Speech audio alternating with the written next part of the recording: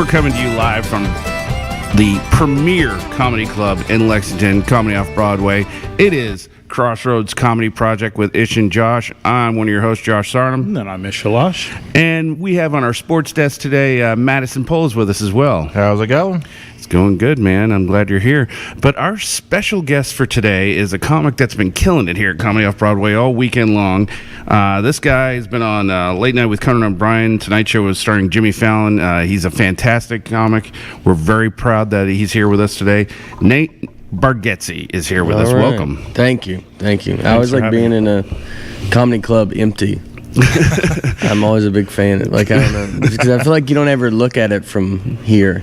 Right. So you don't ever get to see. There's always people in here and stuff. So it's one of my favorite things is an empty comedy club. Like, well, that's good as long as you're not performing it for the yeah, I mean, I've done that plenty of times too. I'm sure. That's also yeah. I'm sure. I also like the fact that you enjoy when comics have problems getting to the stage. I understand that. Yeah. They had trouble the other night. It's super fun to watch. With Sean? Comics they can't, because it was like first show was like sold out, or so it's hard to get. It's not hard. You have to go down the middle, but if you don't know that, it's very hard. Yeah. Right. And so then they, Brian and Sean both, they said they had trouble. Well, what was hilarious to me is, Sean obviously made the first error, but Brian was watching and then he repeated it. Yeah. Sean was That's like, great. I figured you would see that I had trouble. Yeah. Well, when Sean was trying to go down the middle, there was like a traffic jam. That's why he ran. And I was like, "What's up, Sean?" I didn't even know he was featuring. I had no idea he was featuring because he was just here to watch the show. Yeah. I don't know if you knew that. He was not planning on going up. He brought his son for the first time to come see. He was going to do a guest set. Okay. Because Bates knew him. And so we were like doing that, but then Scott got sick or something. The guy that's usually here, and so then it just was like, oh, yeah. Hey, that's why you always show up. If you're a comic, always show up. That's you right. Never know. I'm always, like, even if like I'm not working, I always show up here just to hang out and whatever. I mean, granted, I got a little ways to go before I'm going to walk through the door and go, "Hey, MC tonight," but Yeah. Well, Josh doesn't really have life. That's true. You have nowhere else to go. All I do is comedy, so I have no life. He's right. Yeah.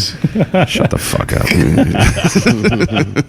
Another thing that I was reading about you that I really want to talk to you about is you went overseas and you performed for the troops, correct? Yeah. In Iraq and Kuwait. Yeah. I'm a veteran of 16 years, so thank you very much. Thank you, man. That's awesome. I really liked hearing that you did that. How was that for you? I mean, I know. Yeah, it's crazy. I know, like, I saw Lonnie Love when she came over when I was overseas, and I tell you, it means the world to us. And I think you go over there as a crappy comedian and get a great response out of us. And I can't imagine you going over there. You must have killed it. It must have been crazy. It was, every show. I always said it was like a thank you to, because it's like, you guys are very nice and you thank us. And they were like, no, thank you guys. Like, we're not doing anything. Like, what you guys do is unbelievable. So I always I kind of wish I would have joined the military. Like, if I didn't get into comedy, I might have, just because I wasn't doing. It's not like I was like going to school or something, or I didn't have no like kind of plan. Yeah. And then I got into it, so that's why it was a big deal for me to go over there, just because it was like I felt like I should have been doing it anyway.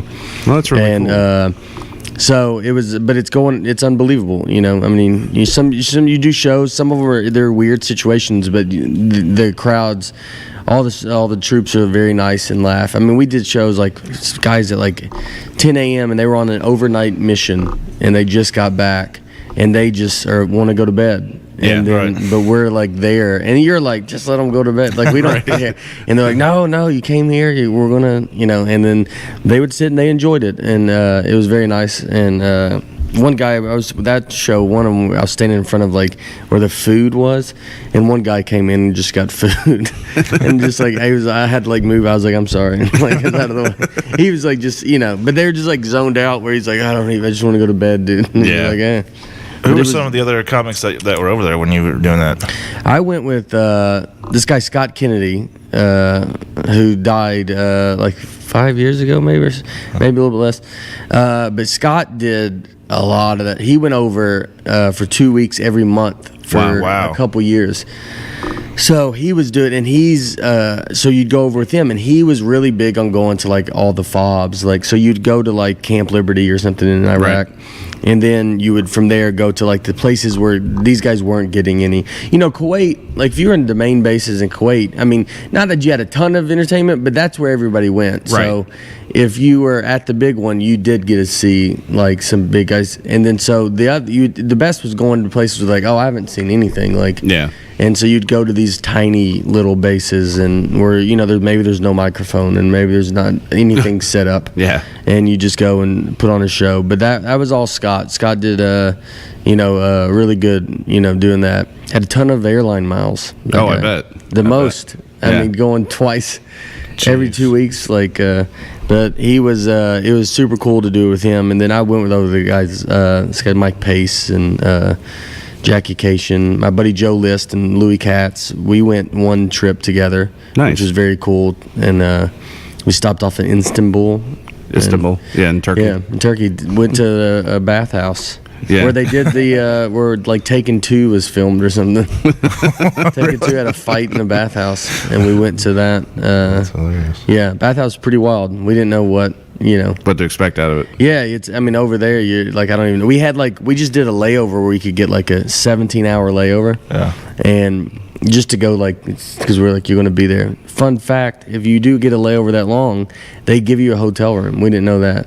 And we learned it. Yeah. Because we were going to get like some hotel room just so we could like shower or something, because we were on this long flight. But if you have over like a certain amount of hour layover, they have to give you a hotel. Oh, that's really cool. That's what this podcast is about. Just travel advice. Travel advice. If you go to a bathhouse in Turkey. Yeah, if you go to a bathhouse in Turkey, they have to give you a hotel. Don't let them tell you otherwise. I found it really cool that some other big name comics recognized you on different articles. Like there was one in Rolling Stone with Marc Maron. Yeah, and he stated that you're a comic that should be big. And obviously it's a compliment. But I'm reading this, and as a comic myself, I'm going, hey, how do you feel about Marc Maron? I mean, it's just it must be wild. Like, how long have you been doing comedy now? Be 15 years in January. Yeah, so I mean, this is a long road. Most comics, they spend a long time, and you're getting a lot of recognition now, and I think that's amazing, and it's got to feel really good. Yeah, it does. It's unbelievable. There's been a lot of guys that have been very nice to me, and Maron's been one. So Maron was a guy that wasn't like. I met Maron when I was in New York, and I remember him coming in, and he was like fine. I never, but that was when he was known for being grouchier or whatever, and. When he got his podcast, it was always very interesting to watch him. He kind of changed. Like, I mean, the way he interviewed with his podcast, it went from a guy that was like just trying to scrape by and try to still keep something going to then this thing becomes this huge successful. You're doing the president, and it's and just everything's changing. Maron's, just truly a truly great guy, and. He was very nice, and him to say that was a big deal when he did it. First thing he did was tweet something about me, because when I first was with him, and I remember that. Like, I remember I got my phone blowing up. At first, I didn't know what it was, and then they said that Maron did that, and that stuff really, it was huge. It was mattered. He never really said stuff about comics that much, and so he's always been very nice. To me, and it's been fun to and now we've become friends, which is very cool. Like I'll go with him, like I'll open for him some, and it's just really, it's for us to hang out. Like he's a great dude. That's awesome. So what really got you into comedy? I like I said earlier, like, there wasn't like I was doing anything. I was like doing some kind of job that I was reading water meters, like a job that I could go back to.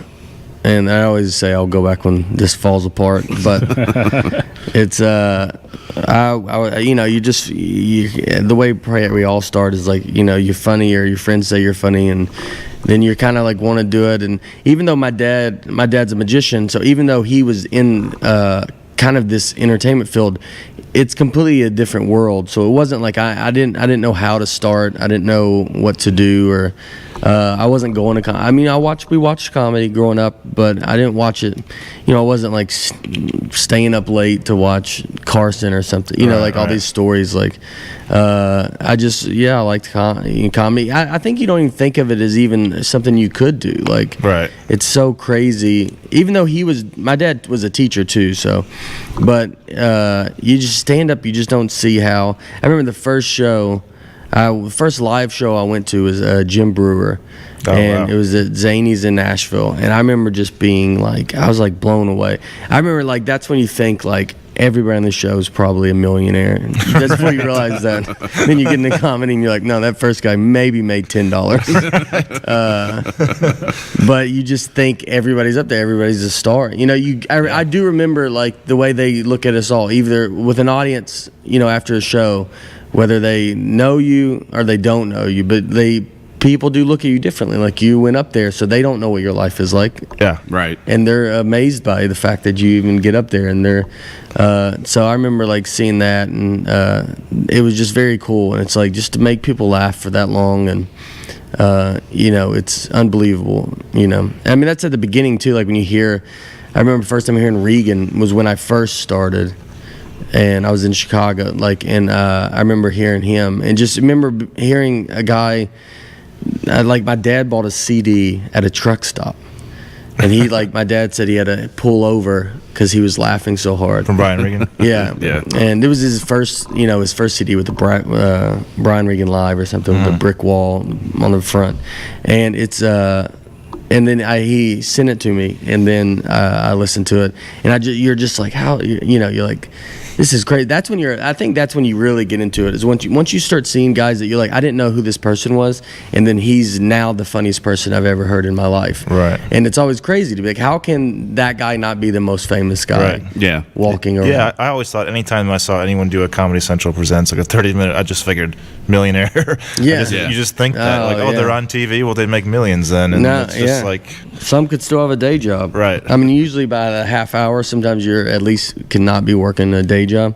But you can be. I mean, it's not, you know, because you go do the half hour. It's not like you then go headline all over the country, especially now. Like, so now you go do it. And then I remember when I got my Comedy Central Presents, the half hour, it was, they called me and they're like, are you ready for your road work to triple?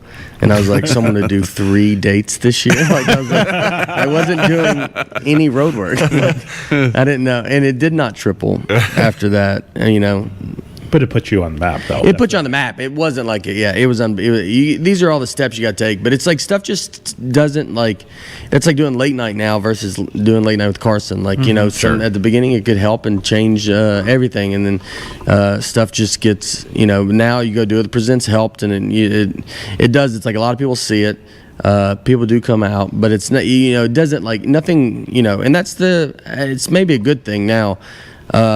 But it's no one like there's not a ton of like one thing that can make someone like blow up. You have to like really earn it, and you have to whatever you do a half hour, and then you know it still takes from that was 2010 or something to now 2017, to where at least the Netflix thing is the first thing that was like people are starting to come like out to see. So I mean that's 7 years after that, and that's good because it makes you have to get really good, you know. Yeah, and you got that joke where you talk about how you're getting ready to quit comedy, and you know you're not going to call Cosby or whatever. But like, how was there a point where you were actually thinking about it? Because I mean, you'd put in so much work, and you spent years in New York, and I mean, did that ever cross your mind? I mean, you were married, you had a kid, like. Yeah. No, I mean, I wasn't going to quit. Like when I did that, I just kind of did that joke because I always thought it was funny. Like, because we don't have, and I still think it's funny. It's like even if I wanted to quit now, I don't like. There's no one to quit to. We don't have bosses. But it's So like I wasn't like thinking about quitting at that time. But it was. It's just. It is. We have a job that. No one makes us do this. No one wants us to do it. No one needs us to do it. You know, like we got to make people want us to do it, or make people think that they need to hear this, because people don't. Like, they're fine. There's plenty of other people doing it already. Right. So it was always. It's just very interesting. It's you know, if you want to. I mean, really, if I wanted to quit now, like I don't know, like you know, I mean, I just have to call people and tell them like. if I wanted, I don't know. Like, there's no one that's going to be in charge. You have your bosses, or you kind of, I don't know. But I never had, I remember I had one time my wife asked me before we had our daughter, if how long would you do it, before if it wasn't going anywhere. But I mean, I always told her. That's what I always tell young comics is you tell them there's no, I'm gonna do it forever. I don't know. Right. You either, if you're married to a comedian or something, it's in the comic has got to think that, and you either got to be on board or not on board. Just be either you can be along for the ride or not along for the ride. So, right. But this is what it's going to be. Yeah, and I see it happen all the time where you got comics that get into it and they get wrapped up in the lifestyle, and their married life falls apart. Yeah. My wife can't friggin' say anything to me. She's the one that got me going with this. It was her birthday present. She said, "You're gonna do an open mic for my birthday instead of giving me something." So it's her fault. Oh wow, yeah, that is Nice. So anytime she can regret it. Yeah, anytime I come in at 3 a.m., I'm like, "Hey, this is your fault." Yeah. I love how every time we're on the air, he takes a chance to blame his wife. On why we're even sitting here right here. I do every chance I get. Yeah. She hates me. No. She doesn't hate you. She loves every other comedian. She hates her own husband. We've learned that. I think that's what all wives comedians they don't their favorite comedian would never be their husband. Yeah. Right. But it's almost it's the same way you watch you watch other comedians and you get tired of your act and you're I wish I was like that. You just want to be another comedian. You're my stuff's garbage. So Right. I do have moments like that a lot. So I know that you're a huge Vandy fan. yeah. And I know Madison's been dying to ask you some questions. Yeah. So I got a couple questions I wanted to ask you. Just being a Kentucky fan, we have to feel like we have similar problems with football. Yeah. But I got to ask you, what coach currently affiliated with Penn State or formerly do you despise more? Would it be James Franklin or Jerry Sandusky? You would think it will be Sandusky. Just I'm not. There'd be a lot of fans. That's a very college. That's college football fans though. That would be like Franklin. That's such a perfect Are answer. you still pretty angry about him leaving?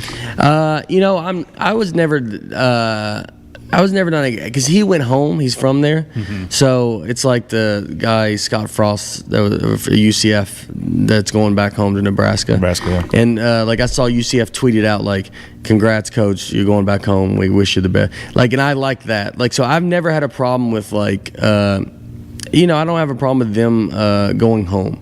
When they go home, it's yeah, dude, he's worked hard to get to this point. He deserves it. He has a right. And for us, I would build a statue for Franklin. He got us.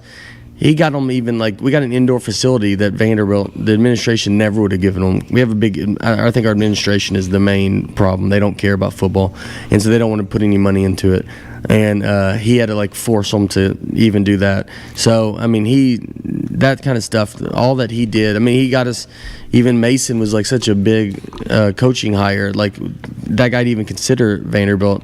Right. And to pull him away from Stanford that's all Franklin. Right. If he wasn't there, we wouldn't have got to do that stuff. So I've never had a problem with those coaches. I never understood even coaches get in weird positions. When Nick Saban left the Dolphins, everybody was mad at him because they're he lied to us when we asked him if he was leaving. You're well, what do you want him to say? Right. You want him to say he's leaving? If you quit your job, you don't go, I'm going to quit, just so you know, but I'm going to tell you in a little bit. I don't know if the other job's going to happen. Right. Just so you know, I'm trying to quit Well, this I remember, because Franklin talked about how, I remember his press conference, he said, this isn't a stepping stone job for me, this is a destination job like that. And, what he did there was unbelievable. Unbelievable. What is he, 9-3, 2 years in a row, beating Tennessee. Look what he's doing at Penn State. Yeah. That's pretty incredible. And that was quick. It was right after probation, He, to pull Penn State around, that's unbelievable. Everything that they had, attached to them as a program. That was a place that you think could have just died. Yeah. And he went in and just did it. And, it's hard, when they say that kind of stuff and it is a destination jump. But, sometimes I think he would have stayed there if the administration would have been better for him. He had to, I've getting arguments with my Vandy friends about it. But Jordan Rodgers, who was our quarterback, he tweeted a bunch of stuff about how, like, when Franklin was there, he had to renegotiate his contract 3 times just to keep getting, just to put the pressure under them to make them, like, build an indoor facility. Right. That in that indoor facility, when they were there, when we went to our bowl game, they wanted it was snowing outside, so the football team went to go practice in there, and they were like, no, you can't, because there's a rec game going on. And so they wouldn't let them practice. And like that's the kind of stuff that they're up against, and that's the stuff that's going to make a guy be like, well, I thought this was a place I would stay, but like this is insane. Like, I'm not fighting you guys over just like letting us, like, when you could go to a place like Penn State where all they care about is football. Though. They don't actually have an athletic Who, Vandy? Yeah. Yeah, they had. Like 2 years ago? But they got a guy. David Williams is the AD now. They did. Okay. The guy that went to Ohio State, he whatever his name is, he got rid of like the athletic department there, and I think they have it. David Williams is like the guy that does it now. But I mean, everything else looks kind of good. Bryce Drew looks good at basketball. Corbin and baseball is actually, he's a powerhouse. So everything's kind of lined up good, and football is just still, they still got to, I don't know, they got to, I wish they'd give them some money or act like they care about the program at all. Yeah. Yeah, I just got in a fight with Madison earlier because I'm a huge Chicago Bears fan. Yeah. And the one quarterback I despise was Jay Cutler. Yeah. And I know he went to Vandy. I just cannot stand him. He's like, I love Jay Cutler. And I'm like, Jay Cutler's. I know. So a friend of mine does.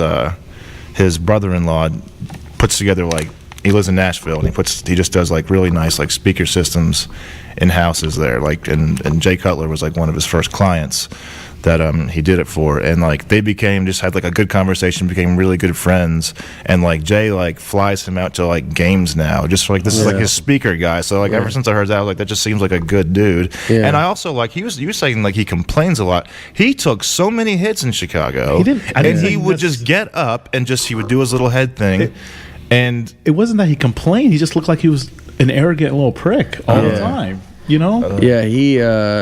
That's what I was a Cutler defender. I think Cutler got screwed in Denver. I didn't think he did anything wrong there, and then he got blamed for it. But Josh McDaniels came in and threatened a guy that was going to the Pro Bowl. He should have never been traded. I mean, he was a Pro Bowler at Denver. Yeah. He should have never been traded to the Bears. Kyle Orton, I think, was the trade. Is that Matt Castle? Yeah, Castle. Okay. That's my Bill Belichick. That's why he's the greatest ever. He gave Matt Castle a career because Tom Brady goes down, and then now he's like, Matt Castle's he's at the Titans as far as I know.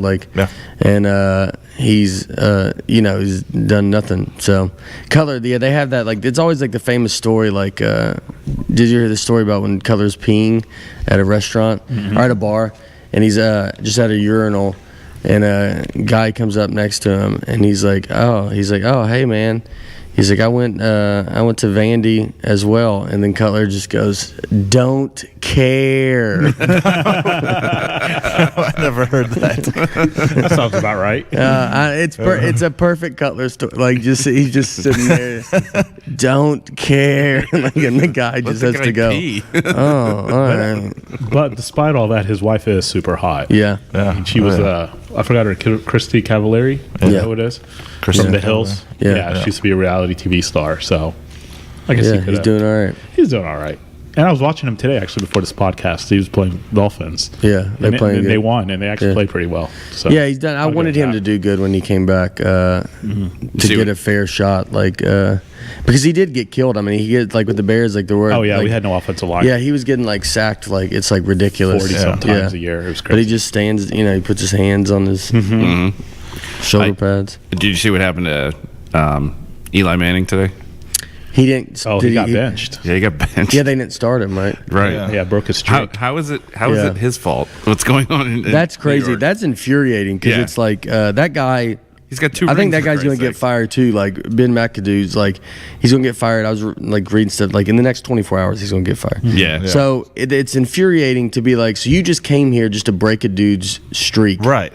That. Like that's all you're doing is like, well, we need to move on, and you're like, you're not even moving on, dude. Like you're doing, like you don't like Eli Manning, and you're that's one of the most evil things I've ever seen done. Because it's like, it doesn't matter, dude. You are 2-9. It's like Eli's getting killed. The whole team's garbage. Right. And so now you come in and go, well, how to fix it is just like, I'm going to ruin this guy. That's like a true evil of a person to like. I thought it was pretty messed up. Well, you know what I think the most evil part about it is they're starting Geno Smith. Yeah. Who's horrendous. Yeah. Like, in Eli Manning, he's a legend over there. Wait, isn't Mariota still available somewhere? Yeah. I don't know. Yeah, Geno, I would feel like if you're Geno, I would be like, I don't want it. Right. Yeah, right. I'm not doing It'd be that, like dude. going in and like benching Cal Ripken because the Orioles were. You just like, why would you do it? Yeah, you got this crazy streak going. It's like it doesn't matter. He like shows up. He's won 2 Super Bowls to beat the Patriots both times, and you like give him a little respect. But then you bring a guy in, Ben McAdoo doesn't even look like a good guy. Like he's just everything about him. You're just like, you're the worst. Well, he'll be on the chopping block hopefully with John Fox. Oh, I agree. He's going to be gone really soon. Yeah, he might be gone today. Yeah. What other? So I know we live in the Southeast, and college sports is huge to us. But like, you spend a lot of time in New York and L.A. They don't really care about college sports there nearly as much. What other comedians do you get to talk college sports with? Because that's like, who else is into it? Dan Soder, he's into it. Joe List is into it. Tom Segura is into it. Me and him started texting past couple years just because we both had people telling us like, you guys are a lot alike, so y'all should talk. He's a big Florida State guy, so I'll text with him some about it, and then. I think who else? Like, there's not a ton. I mean, there's guys that are into like big games, but Mike Vecchione follows some of it. A lot of NFL, right? You know, Big J's a big Eagles fan, and so you can talk to him about Eagles stuff, kind of. But I don't know. Yeah, it's not a ton. I mean, you really like. I remember being in New York and L.A. and like a lot of L.A. was great just because the time difference. Most big games, are over before a show would start. That's awesome. So that's convenient. Yeah, that's the best, man, because you're just done. You do miss some. Like I had McGregor Mayweather fight.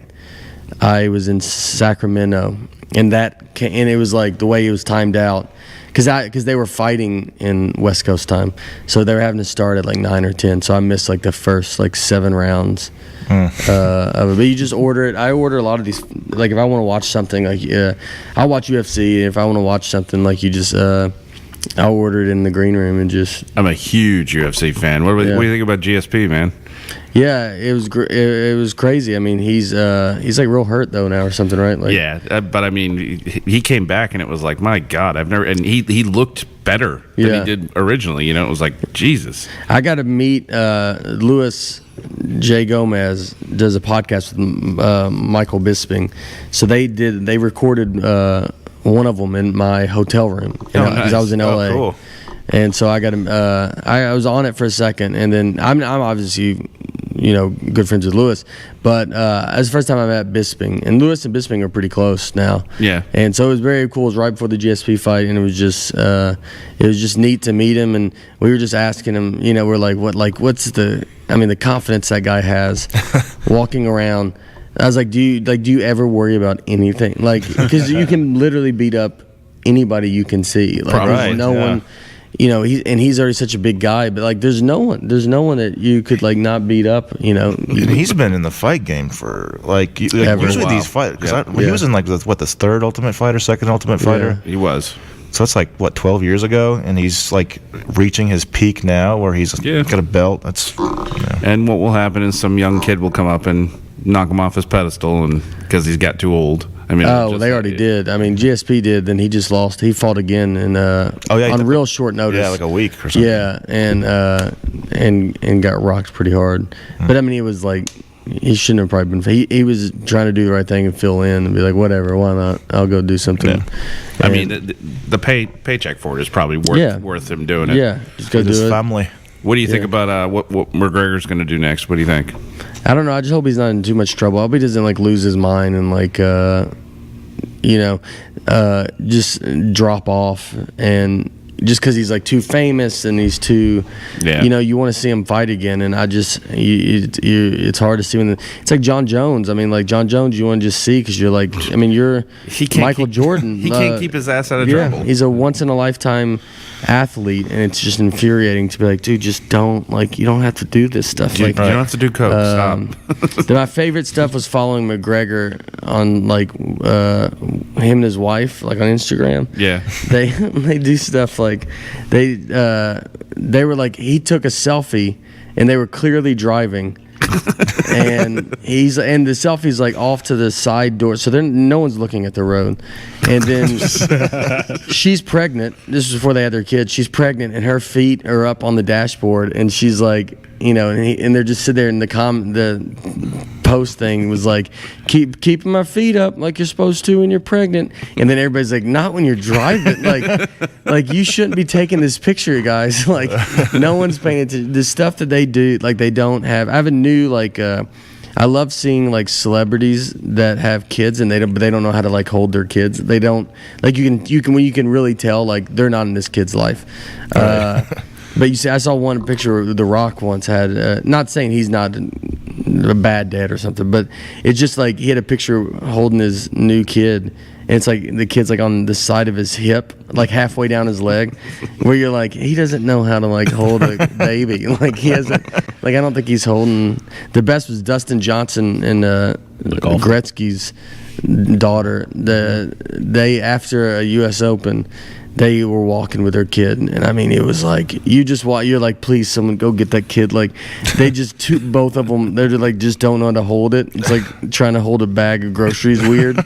And then you're just clearly someone else holds this kid when they're around. Right. Like, and now they're like, well, y'all should do it because you're going to be on TV. And then you watch it going, just someone, please just let the nanny walk with them and holding that baby. And that was another guy that was on coke, Dustin Johnson. Yeah, he came back around good. Yeah. So that makes a lot of sense. Now I understand why those pictures of Michael Jackson holding this kid outside the window. He just had no idea. No idea. You don't hold do that. it like over a rail. I mean, that's the insanity of like, that is someone that's like, what are you doing? Dude? Right. Why? Like, why? And he's like, this is fun, right? And then you're like, no. Look, he likes it. Yeah. No, he's terrified. They don't. I don't know what their life is like. I mean, I don't think they're, not even saying they're bad parents or anything, but it's like, it is just like, I think they do have help, and it's just fun to see. And you wonder why these kids grow up messed up. No, we don't want Yeah. You kind of go Just like, look that's at a few why. of these pictures. Figure it out. I just personally hope that McGregor gets back in the ring. I knew he wasn't going to win that fight, mainly just because he doesn't have the gas in the tank to go that many rounds. Yeah, he did good. He doesn't, and that's all. That's what Mayweather was. It was so impressive to,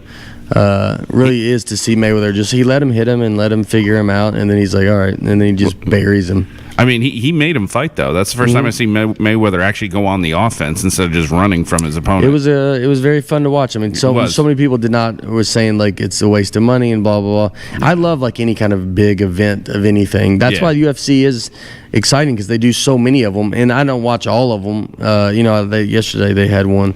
I'll see what happened, but I'll watch it if I can, but like, but it's like they do have so many big events. They do, and they got a lot of big names fighting, and then you're like, so it's fun to get to see that. I want to see McGregor and Nate Diaz again. Like, that would be a third fight. A third one. I tell you that second one was amazing. I mean, they both had second and third wins throughout that fight. Yeah, I thought McGregor was like, at the beginning, he's like, oh, he's got him. Yeah, Nate Diaz just keeps getting hit, and it doesn't matter. The Diaz brothers are like they're animals. I saw Nick Diaz outside of a hotel once, and I was like, hey man, I was like, big fan. He's like, and he just got into like a regular car with some chick, and it's like, it was just, like, you're like, that's why it's so great. Yeah, because they're just maniac. Like, they're two dudes that were like, you would get into bar fights, and you'd have to be like, guys, you can go to jail. Like, you're going to kill someone.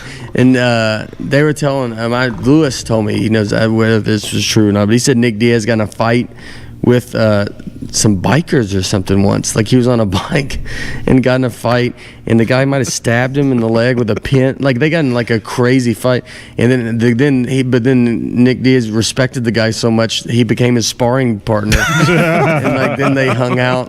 Like, and it's just funny. A guy. Yeah, it's great. These are like where you're like they're celebrities. Yeah, right. But they just don't act like it, and they don't care, and I love it. That's kind of cool. Ronda Rousey, you think she's ever coming back, or you think she's done? Yeah, I mean, unless she did something like just to make some money or something like that. But yeah, that was embarrassing. Like her, very embarrassing. Yeah, that was like you're in there with someone that's like if you want to see what it'd be like if you fight a UFC fighter, it's like that Ronda Rousey fight would be it. Right. Like she was just out of it. Holly Holmes was very surprising too. I thought because she won that fight and then she just kind of started losing a bunch of them. Like yeah. I thought she was gonna like take over, and then I like that Rose girl, the one that had the shaved head that just yeah. She's fun and like she's just cold. Very quiet cold, and like and so I'm a big fan of her. I love watching the female fights half the time more than the guy fights because the females get in there. They scrap, man. That's something to say for the sport to be like not like no offense to most women's sports, but like they're not highly watched. Right. And and UFC is like they can headline. Oh yeah, they can be. You can be, and you'll be more excited about that fight. Yeah. Than any other one. That Amanda Nunes, she's fun to watch. And did she just lose it? She did. Yeah. And but she's fun to watch. So yeah, it is exciting. Yeah, she's scrapped. They get in there. They have a lot of times you see these guys, they're doing this. They're just squaring off with each other without actually doing contact. The ladies go into it. I mean, they really go. Yeah, and I love that. Yeah. I love it too. Yeah. Did you have something else you wanted to ask me? Yeah, I do want to ask you your 3 least favorite fan bases, and then one fan bases. Fan bases, like you probably travel. I like this. Obviously, I think I know one of them. Sports. For sports. Sports. Yeah. Tennessee. Obviously. Yeah. Even though I'm in the territory, I'm not a fan of Kentucky fans. Yeah. I've had some. Kentucky fans can be very loud and like yell at you and like it's not all of them obviously, but like they just have a notorious they're known for they've been the ones like when Kentucky would beat us at home or something a while ago. I just remember like them screaming at us or trying to get in fights with you, and that sounds about right. And you're sitting there like, all right, dude, like it's calmed down. I haven't really dealt. Yeah, I haven't dealt with Kentucky besides that was a long time ago. But it was wild because I thought Cavallari, Kentucky was like more of a rival than Vandy and Tennessee, just because we matched up in football and then basketball. You guys were always better, but we could beat you and we have beat you and like we have a lot of trouble at Memorial Gym. Yeah. Just the whole setup there. We won by like 41. My cousin went to it. That's a Kentucky fan. We were down like 41-9 at halftime. Yeah, it was great. That was great. That was the crazy. That's probably my favorite game that's ever happened. I don't feel like we've ever beat anybody like that in anything. And just to be, but then you guys came back. That was Billy Gillespie, so we don't count those years. Yeah. That's the only ones I count. That was my favorite coach in Kentucky. Just bring up that name. That was your favorite coach. Yeah. Billy Gillespie. My Alabama fans too, like are tough. And my wife's from Alabama. She's an Alabama fan. So, but I know they can. They're notorious. There's some bad ones out there. Not all of them, but it's the ones that take stuff way too serious and like. Yeah. It's like Raider fans or something like those guys are like that's like scary. Like you shouldn't be scared if you're like I want to go watch my team play at Oakland, and then you shouldn't be like they might kill you. One guy almost did die. So you got to like there's points where you got to be like this is like too much. Yeah. I think it's funny because I'm from the Northeast. I was born in Massachusetts, raised in Connecticut, and I went to University of Connecticut. So I'm a Husky. Yeah. So I come down here. Now we didn't care about college sports that much. Being from the Northeast, I come down here and I'm starting to become a UK fan just because you get kind of swept up in the emotions that happen. Yeah. My wife's a huge UK fan, but anytime they're like, yeah, go Cats, and I'm like, go Huskies. I'm still there. Well, that'd be a real big matchup. I know like UConn, Kentucky. Yeah, they play. Yeah. Yeah, I mean female basketball, they destroy anybody, but that's pretty wild what they got going on over there. I mean, but it just it's unbelievable to as many games as they win, and I mean, there's just no like. I think it just shows how like different like the sport is. Like it's not. I mean, obviously, good teams are going to play better, but I mean, it is like bananas. Like, just no one is like. I mean, that program is just amazing, and yeah. I mean, there's a point. Like, it's not even like I mean, no one's going to watch. I mean, you watch it if they get close to like some kind of record. Like, then you're like, all right, I'll see if they win this game or whatever. Yeah, because last year they topped UCLA for the most championships. Yeah, which was kind of nice to see. What is it like? It's ridiculous. It's got to be 12, something like that. UCLA's got 11, so yeah. It's women's basketball. It doesn't count, Josh. Seriously. Oh, tell them that. Don't tell them that. I'm telling you that. They could all, We're in Kentucky. They could all kick your ass. Well, we're getting down to the wire here. Nate's going to be here one more night. We're going to be sorry to see him go. Is there anything coming up you want to plug? I'll be in Indianapolis next week. Oh, fantastic. Crackers downtown. The other one awesome. shut down. Yeah, so, Rod Ripple shut down. Yeah. Sad. Yeah, it's a great room. It was. I'll be down there next week, whatever it is, Thursday. Well, before you leave though, I just wanted to ask you. So, who is your favorite comedian all time? If you had to just say one. Oh, if I say one, I mean my favorite of all, like that is meant to like Seinfeld would be. Like I thought his last special was unbelievable. It was. We saw him at Cluster Festival in San Francisco. And he performed outside. It was like 50 degrees, and there's a lot of younger people. And I mean, it just was. And there's a bunch of us comics. We're all sitting there like, everybody's got their own like, I don't know. Last time I saw him, it was like whatever. And like he just went out and like destroyed, and it was great. That's awesome. Then his special was great, and everything that guy does is unbelievable. So Seinfeld's always been, Comedian is like great, the movie, and that's all awesome. And then the one that was talking like this guy Kurt Metzger was a big. Kurt is. I was kind of started with Kurt, but Kurt is one of the funniest guys. As far as like joke writing, like Big J is like one of the funniest people I've ever met. Like. But Kurt is also, he's just, I mean, like just the stuff he comes up with. He's one of my favorites. And the way he thinks it's unbelievable. And I mean, he's extremely underrated as a comic. I mean, he's one of the best. It's nuts, and he's someone that I would go watch. If you don't see him for like 4 months, you're like, I need to go see him just to see what he's talking about now. If you got something new coming up, that's really cool. And Attell is the other. Attell is David the if I had to go see anybody, I'd maybe go see David Attell, like just because it's going to be fun and it's rapid jokes, and then he's he's obviously one of the best ever. So. Yeah, he was here like a year ago. A little bit over a year ago. He bought pizza for the staff, and he's the nicest dude. Yeah, it's really nice. Ish, you got anything else? No. What was that? Madison? I'm good. Nate? Been fun. We did it. Got anything else? He said we did it. No, we made it through it. Yeah, it's fantastic. And thank you so much for being on the podcast. We really appreciate it. We are going to be live again from Willie's tomorrow.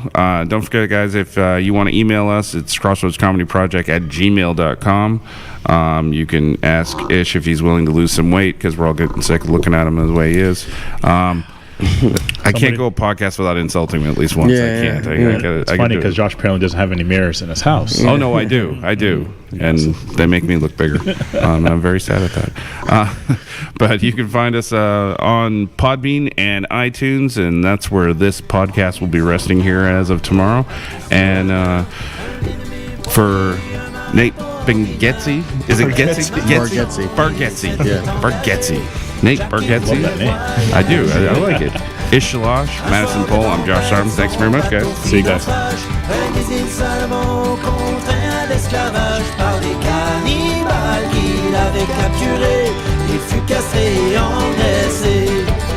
Captain Jack est arrivé de loin.